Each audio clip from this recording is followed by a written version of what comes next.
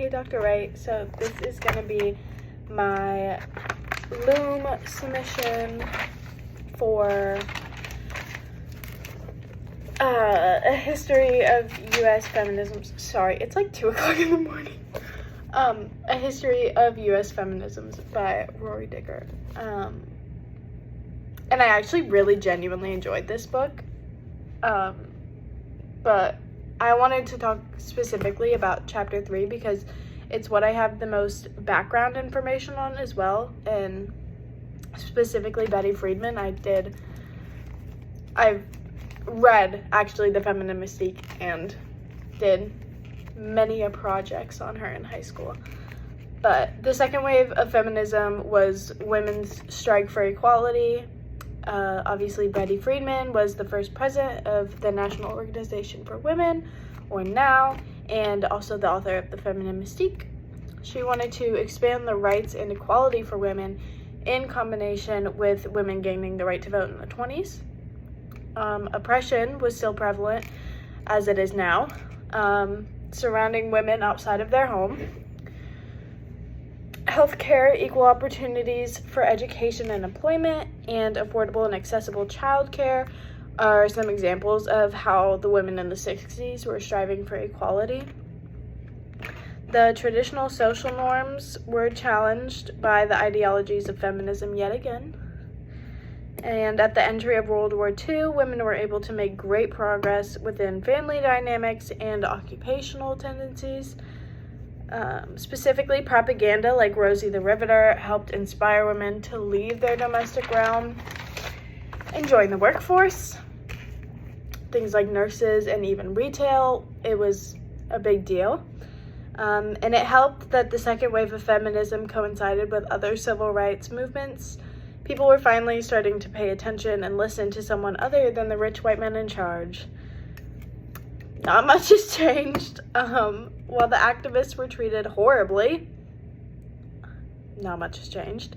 This also inspired sit-ins from members of the community. Along with NOW, many other activist organizations were formed during this time, such as the New York Radical Women, or NYRW, and Women Strike for Peace, WSP. It was an expanding time for civil rights of all kinds. Healthcare was one of the main focuses of feminists in this movement, and while many of their goals were accomplished, we are right back to square one with women's healthcare all over again.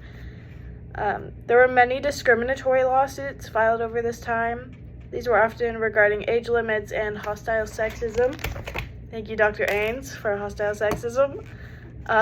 Like Southern Bell, who hired women as telephone operators instead of linemen, strictly telephone operators, sorry. This was because, similar to today, many men believed that women were not able to do the same jobs that a man can. Overall, just kind of my opinion on it, how it was making me feel while reading about the amount of effort that was put in by women across the country. It actually made me feel really sad.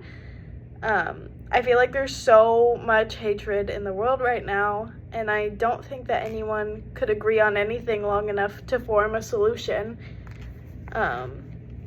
As a young woman in America, I'm proud of the generations before me who got women to where we were.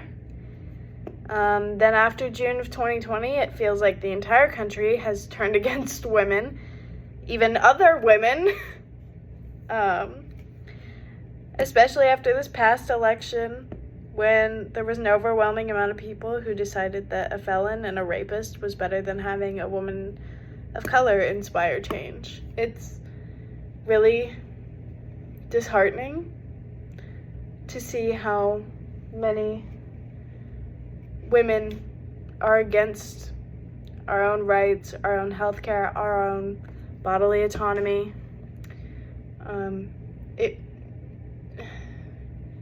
It just feels like we're not wanted in a way. Like if men could run the show on their own, they would. But instead, they're just putting as many restrictions on our lives as humanly possible. So, yeah. But I really enjoyed the book. But that was just the chapter that I felt spoke to me most.